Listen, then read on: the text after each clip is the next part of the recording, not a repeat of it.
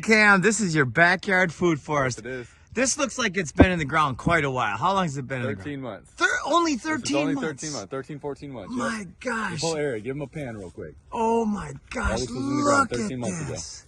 Look at the freaking size of those bananas. Yep. So, give us a little rundown. You got firebush. What else is in here? We got a lot of native plants, so native firebush, blue porter weeds. We got yarrow, sunshine mimosa covering the ground. So we got this whole thing gilded out, some comfrey back there. This whole thing would have a lot more support species, but we got deer around here, so we gotta kind of fence things. Yeah. But throughout here we have avocados, loquats, citrus. We have 8 racks of bananas that have popped up in 13 months. We have pineapple guavas, mulberries, figs, mangoes, longans, moringa, peach trees, elderberry, papayas, blackberries, multiple cherries of Suriname and Barbados, and avocado growing from seed, and there's sugar apples and more papayas. So just a whole bunch of stuff has just been packed in here. A lot of nitrogen fixers, perennial peanut, the ground cover, more sunshine mimosa, flowering bananas that create a lot of biomass. You got your native goldenrod, Mexican sunflower, tithonia, building soil. Okay, so I remember we started talking just over a year ago, and I don't know how many of these plants you could name a year ago. No, I remember it was a couple years ago. It was probably about 2 years ago. I couldn't tell the difference between a mango and an avocado. Yeah.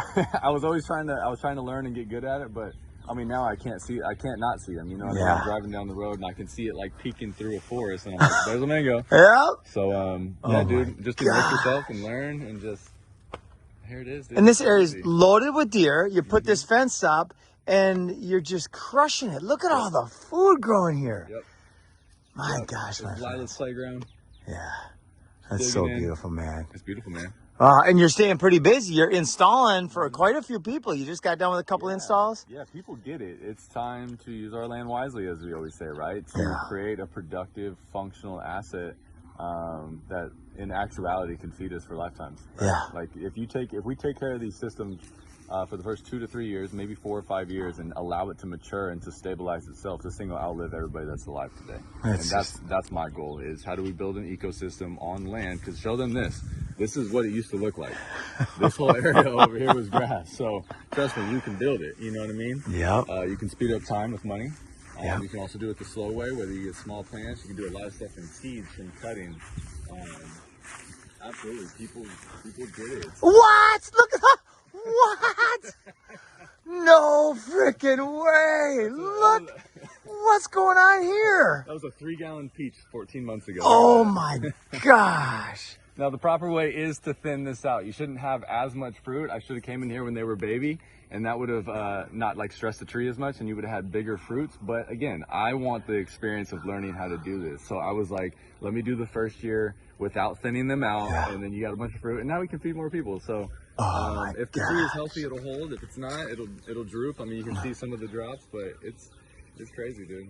They're almost there. I had one yesterday that started to get soft. Yep. But not fully there yet. I picked one this morning. Yep, and it was so good. Yeah. Best one I've had from our garden. It's peach season. Yep. Oh man, brother. Most of the stuff has come from cuttings. These were seeds that self-seeded from the garden over there. Yeah. This was a cutting that came from a property that was a sweet potato cutting. Is that canna lily? Yes, canna lilies. I have like 100 seeds of those too. Cranberry hibiscus came from a seed, so a lot sweet of potatoes, sprig. Yeah, for sure. And these would go, and they will go crazy because I'm going to open up this fence, but the deer eat it every time it comes out. I love it. And some of this came from Galt's, right? Yes, the cranberry and the sweet potato came from Galt's. This came from a project. Again, sometimes when we do projects, we take plants out, and instead of trashing them or mulching them, which is another way to do it, we bring them back and put them in the ground someplace else. So freaking epic. So it could be this. It could be this. Instead, it's this. Absolutely, dude. You're demonstrating the solution to all the world's biggest problems, brother. And we're just getting started.